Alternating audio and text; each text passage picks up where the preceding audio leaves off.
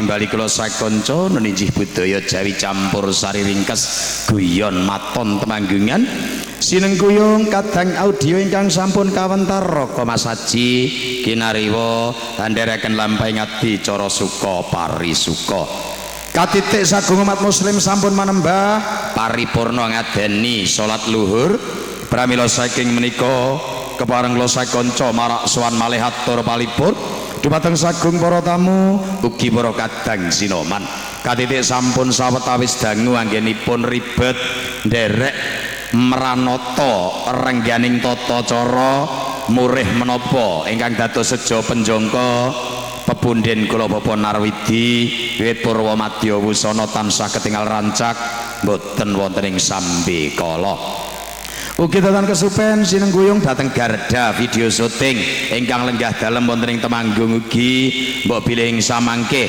wonten para kadang para pepunden wonten ing laladan Ngabean Tegawanuh kagungan kersa badhe mala kramakaken atmajanipun mbok bilih badhe mantu menika kepareng nimbali Garda video syuting ugi audio Raka Mas Haji waget ugi sesambetan lumantar Petruk kantong bolong ingkang sampun sinerat wonten nomor WA 085726032324 mbok bilih para kadang Widyawati sampun paripurna anggenipun ngaso kula suwun nunten jengkar nduk bot-bote ngabot ditimbali wong Kang Petruk ngirit anak-anak tak jaluk padha sing sregep ya nduk sepisan meneh ayo do bareng-bareng kaya bapakne tak babat alas ana ing Ngabean kaya ngopo alase nek wis dibabadi sok bisa ditanduri metu hasile ning kudu wiji sing becik aja wiji kang ora apik nggih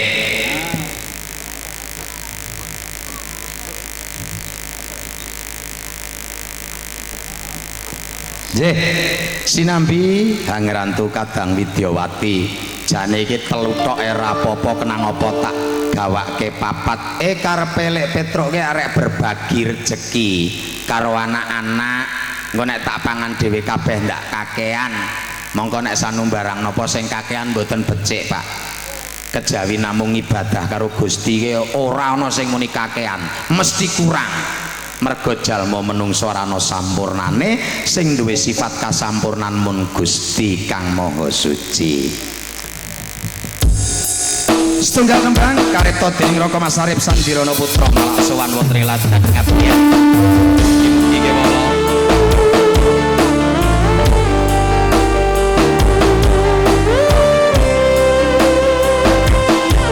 dados serta penggalih sing ati kosami sinambi gramis wakote ingkang sampun katur dumateng sanjane para tamu tegak kanthi martu partikaning ayo dong cekak-cekak dong padanging surya nanging peteng ning mripatku sinare rembulan nambahi susah atiku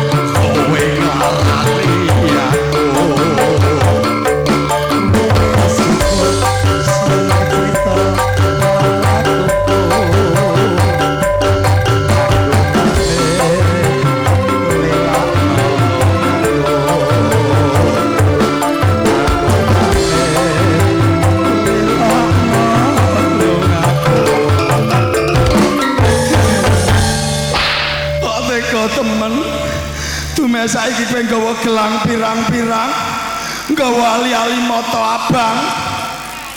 Kok kowe kok terus karo aku sak geleme? Mong aku ngerti ki tasmu tuku neng online ya aku sing nukoke. Apa aku kurang ireng? Apa aku jek kurang ora bejaji? Nek pedal tanggo iki mbok menawa ning kene ana apa-apa kena tak ge ngresiki wingi labar besaran to. Tak ge mlathoki daging sapi. Niki saking pundi, Bu?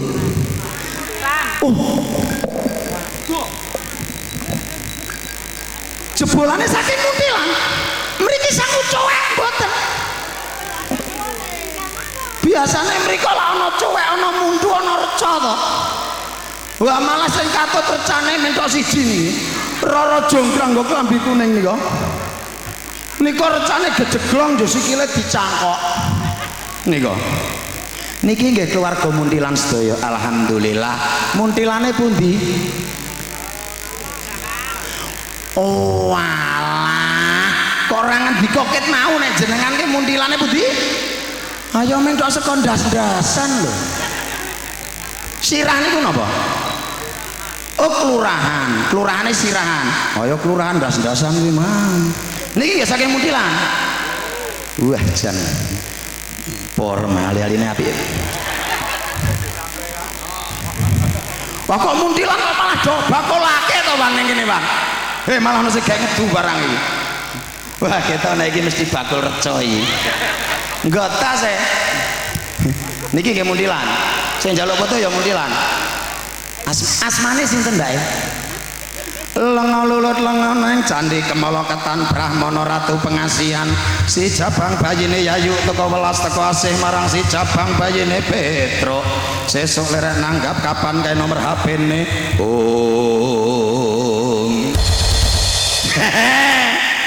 Wah. Petruk rene ora gayeng wis ora ditanggap. Weh, arek dobur. Yo.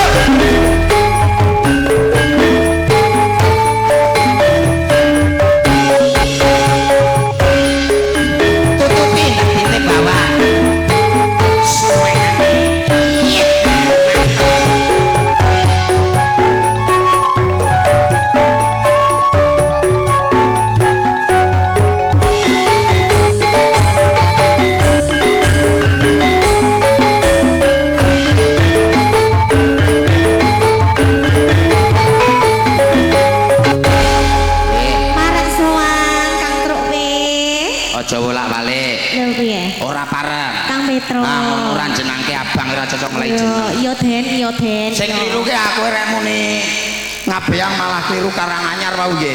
Lah yo nggih lambene mangsane njebret. Monggo saking Muntilan malah badhe bibit bonsai niki sae sanget. Niki bonsai saged loro dhewe-dhewe. Niki bonsai Anting Wati Pak niki. Sinden terkondang di Temanggung bayarang 500 700 ora kanggo. Seprapat juta. Lha tetep boys ana jutane kok. Lah iya. Sinden ayu-ayu kaya Eko ngono lho. Lah piye? Ana 500 karo 700 kok ganti? Ya oke. 700 toh? Ya seberapa juta? Oh, milih seberapa juta? Iya. Pinter wong ana jutane ya. Iya tetep oke. Ki dagelang lawas mulane wis ora diguyu wong ngene. Lah ya cidor. Cidor. Ning aku nang Muntilan jah payu iki nang teke. Arek ki tumbal karo sing mulele. Ah sing mulele guyu to.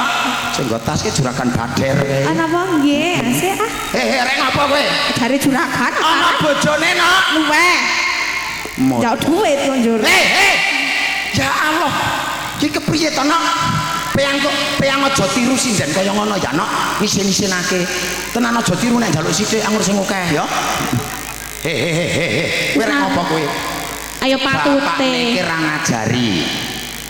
Apa tawakon kon njaluk duit karo tamu? Luweh ora marah iki wis ngerti dhewe, Pak. Pak, nggih. Wah, Kang Parmidi. Nyong ora salah lho. Kae pancen sinden tak gawa siji ki pancen gali kae. Rampok. Marah-marahno kowe njaluk sing pendek bonsai kae ki rampok jane seret tak tinggal.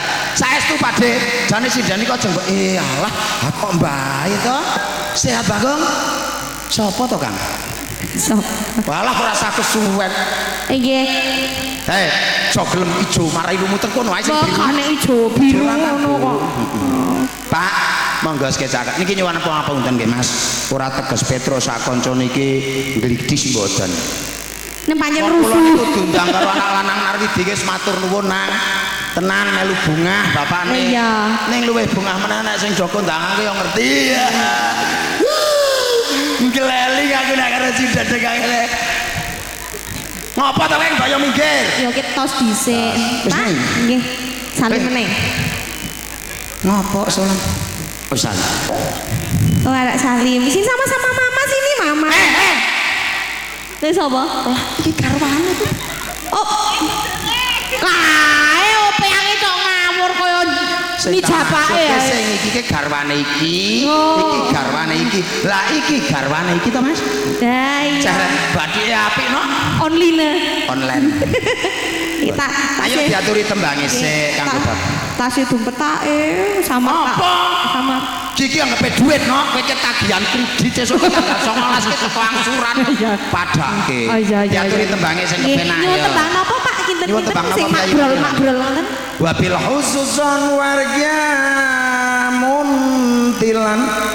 Nggih. Mbak pilih Bapak badhe duet? Monggo nek duit. Niki cok nyanyi. Ayo. Ini malam minggu. Oh MC wah. Truk kalah ngono. Apa? Ke MC kok. Anak MC apa ini Muntilan orang undangnya. Tetep elek ya. Tetep apenya wong kene buburi kok ngene ra gelem kok. Elek ya tetep. Alah. Ana penyanyi kok MC kok ndang mesti nyawer to, Truk. Ayo iya kok. Ketone ra tau gampang rawani nyawer. Enggak Pak. Enggak berikan mawon enggak? Sing Ayo penak sing nembang, tombol. nembangnya apa, Pak? Pepak. Pinter. Arasa jagongan nek tinggal. Tasit. Kok yo tinggal barang. Ora aja, Bu. Bojoku ki aku amur cahayu ayu ora tau cemburu ngerti-ngerti gantung lho. Mangga tembangin apa, Pak De? Tembangin apa? Napa? Sing kira-kira jenengan lali orjane rong garap mawon. Nggih yo kon balinya. Robani. Nggih, kalih Pak sinten asmane, Pak? Harjo Sodel. Pak Alah, gagahe kok Werkudara jenengane kok Solet. Pak Asotil. Pak Harjo Sotil, ono Pak Harjone. Weh, amor MC Eli wae kemringet tenan to. Iya. Anggepe nek wong buruke penu, nya. Iya. Nganu Pak tasik abot tak gawake? Tasik? Hah? Kok koyone mlakune nek ngono-ngono piye? Hah? Saderengipun badhe ngaturaken Mbok mboten sah. teng isor mawon nggih wah rasa Anak kula sing ketinggil, mungkin gentenan.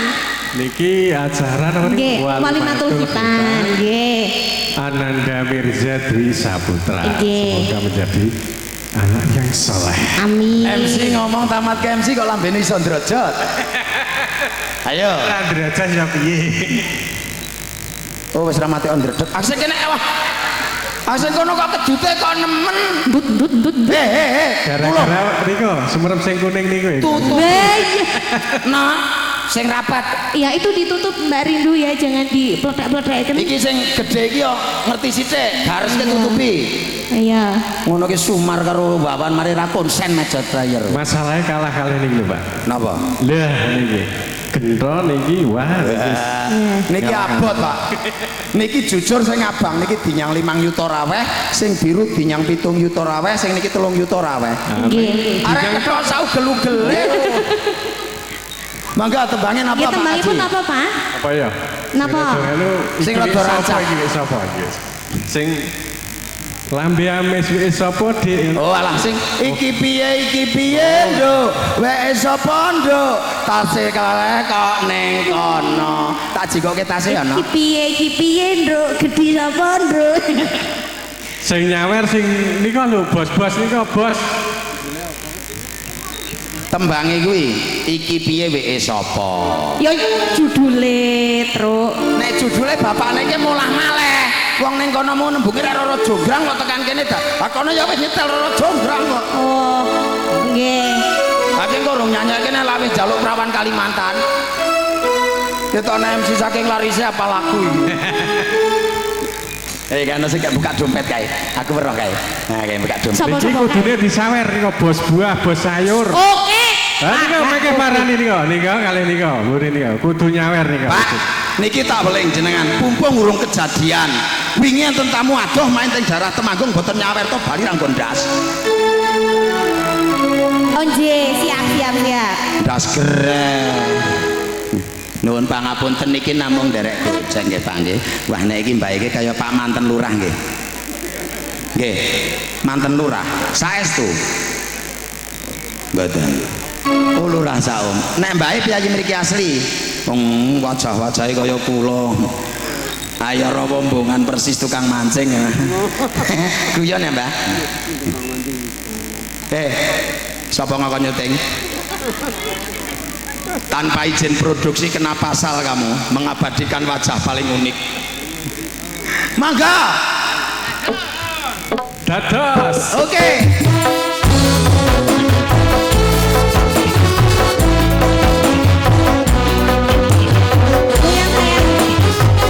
Sawerane adolan lios.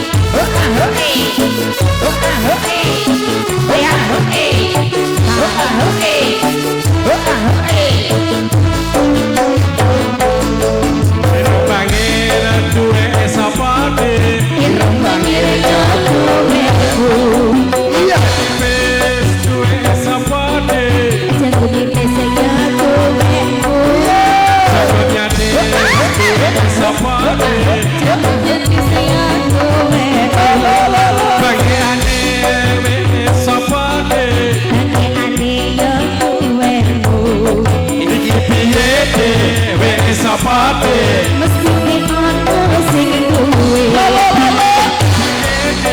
dhewe sapa te mesti ana sing duwe piye dhewe sapa te mesti ana sing duwe piye dhewe sapa mesti ana sing duwe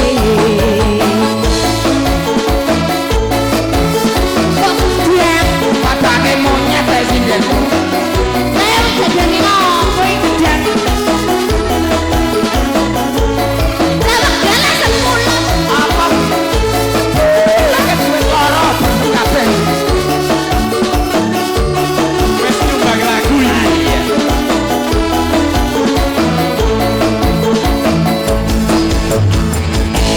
Nah, terima kasih yang nggak wis tau ngerti bapakne dadi MC terus nyumbang lagu neng daerah Di pundi? Secang tekan daerah Magelang ke nyawer entek 500 ya nok dhisik ya. iya wis sampean yo nyanyi entek 500 ya Tahu.